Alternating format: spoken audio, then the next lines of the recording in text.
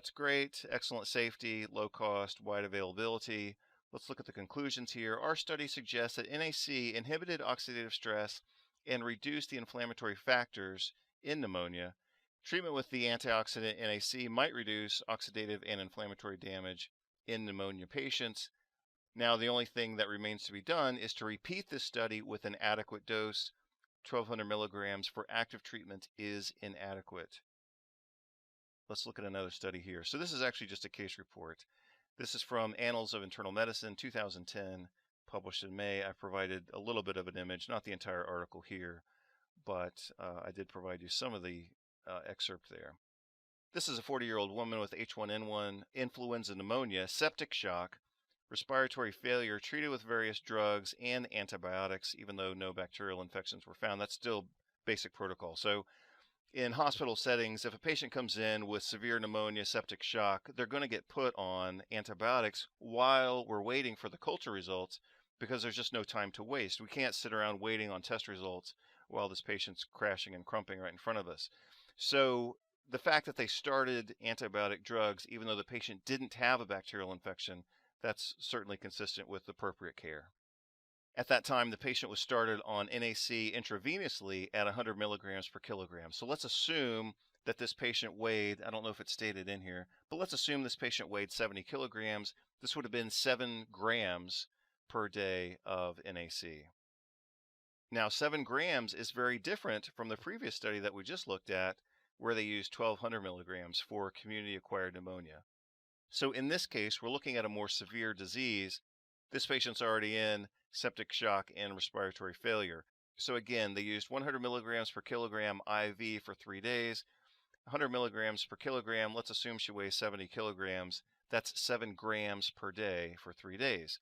Then they withdrew the high-dose NAC and they put her on oral therapy with NAC at 600 milligrams twice per day, so 1,200 milligrams. So, of course, no surprise, the patient crashed after that. So, patient responded very well to 7 grams per day.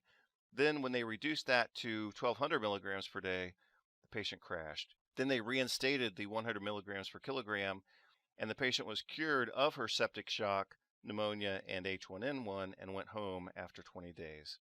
So even though this is only a single case report, you can follow the patient's clinical response following each of the interventions. And what changed the course of this patient's clinical condition was the intravenous NAC at 100 milligrams per kilogram, which for her probably came out around 7 grams per day. So she was crashing when she was treated only with drugs. They gave her the NAC, she recovered. They switched her to oral low-dose therapy, and she crashed again. They gave her the intravenous NAC at high dose again, 7 grams per day, and then that's what saved her. So again, even though it's an N of 1 or a single case report, the fact that her case went downhill, uphill, downhill, and uphill, with each uphill improvement coinciding with the administration of high-dose NAC, that's what shows you that NAC is what saved the day here. So interesting and successful case, very supportive data. And the authors also note, and I'll just mention it for the sake of completeness here, NAC is pregnancy category B, which means no obvious risk per animal studies and no strong data either for or against in humans.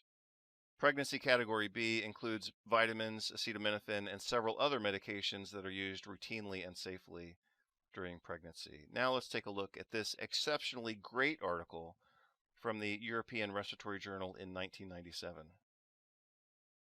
This is indeed one of my favorite articles, and in fact is probably the single article that most inspired this current presentation. So let's take a look at some of the important details here. Again, European Respiratory Journal, 1997. I think this journal could have and should have changed the course of medical history, but of course, until now at least, it's been buried in relative obscurity for the past 22 years. So let's take a look at some of the details from this article right now. This is a randomized double-blind trial involving 20 centers. So that is, of course, what we would call a multi-center trial, which helps us to have confidence in the results. This wasn't a single university clinic or hospital providing these results. This is 20 different centers. NAC was administered at 600 milligrams twice per day for 6 months in elderly and somewhat unwell patients. Influenza H1N1 seroconversion was not changed. Now, when I first read this article back in about 2009, so about 10 years ago when I first read this article, that was a bit confusing to me, even though now it's obviously not confusing to me. So the answer to that's pretty obvious. What I had thought, maybe 10 years ago, is that preventive interventions such as nutritional intervention like this one would have prevented seroconversion because they might have blocked acquisition of the virus itself. And now, quite obviously, I see that that wasn't the case. So this is very interesting because this level of detail helps us understand exactly how and where in the stream of events NAC actually functions. Does it function at level 1, which is acquisition and penetration of the virus? No. Does it function at level 2, which is replication of the virus? Probably so. So the action of NAC is less at stage 1 and more at stages 2, 3, and 4. So that might be more detail and understanding than necessary, but I thought, at least for me, as someone who studies this, I thought that that was interesting. All important clinical parameters improved, signifying major clinical benefit and major financial implications.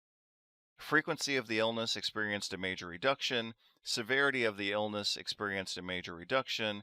Repeat illness experienced a major reduction.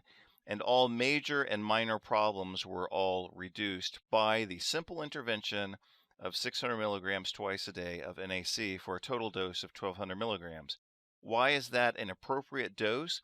Because these patients were not sick to begin with. So this is a preventive dose, just like I've said previously.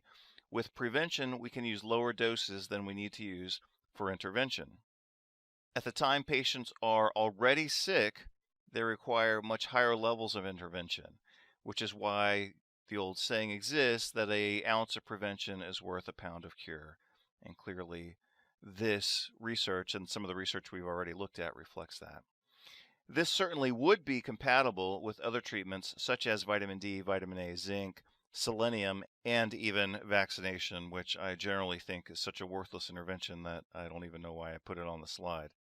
So my comment on this study is that this study should have resulted in additional research, and it should have resulted in major changes in healthcare policy internationally. So this is far in excess of the effectiveness and cost effectiveness of the influenza vaccine, far in excess of what you would expect to see with influenza vaccination. And when I say that, I'm also including what would be the expected collateral benefits of this intervention. This level of NAC supplementation would be compatible with lowering homocysteine levels, which would then reduce the risk for cardiovascular disease and stroke. It would also reduce the incidence of major depression, anxiety disorders, other neuropsychiatric conditions due to its modulating effect and neuroprotective effect, especially reducing glutaminergic neurotransmission, as I mentioned previously, and as I'll show you toward the end of this presentation. So when you look at all of the combined benefits of NAC in this study group, you would expect to see major reductions in healthcare expenses beyond what was shown here, and that is major reductions in the frequency, severity, and repeat illness of influenza H1N1 in this elderly population. Now let's look at some additional details. Certainly additional benefits would have been found if they had actually looked for those benefits, and if they had followed this treatment with additional time, and also if they had used additional nutrients. So what you see here from one of the tables in this article is a reduction in total influenza cases, also patients suffering from 2 or 3 repeat episodes, and also patients suffering from more than 4 episodes. So again, reduction in severity, frequency, and repeat illness. That's of major importance, of course. Now let's look at some quotes from the article as I've highlighted here. So basically, NAC helped to reduce all the symptoms and manifestations of flu in these elderly patients. And again, 600 milligrams twice per day, 1200 milligrams total, very safe, very cost effective, widely available, immediately available, does not require millions of dollars of investment in so-called research to produce a new version of the intervention every year. This is readily available. Everybody should have this in their homes. And in so-called flu season, especially, people should be reaching for this, not being subjected to mandatory vaccinations. So again, very excellent article that could have shaped and changed the course of medical history. Obviously, we're going to keep looking at other research. Let's take a break very briefly here for some concepts. By the time patients arrive to the more severe grades of viral infections, such as HIV and AIDS, their catabolism of cysteine is approximately 6 to 7 grams per day. If you know that during an active acute systemic viral infection that the catabolism of cysteine is at 6 to 7 grams per day, then obviously you can see why 600 milligrams would be inadequate for an active infection, why 1200 or even 1800 milligrams would be inadequate for an active infection. When people have active systemic viral infections, they need very high doses of NAC, relatively speaking, and you can obviously see again that 600, 1200, 1800 milligrams is inadequate. And this is what I just said. Therefore, we would not necessarily suppose that replacing 10% of that amount as 600 milligrams per day of NAC would be of tremendous benefit. Indeed, the studies that have used NAC 600 milligrams per day generally find modest, but also safe.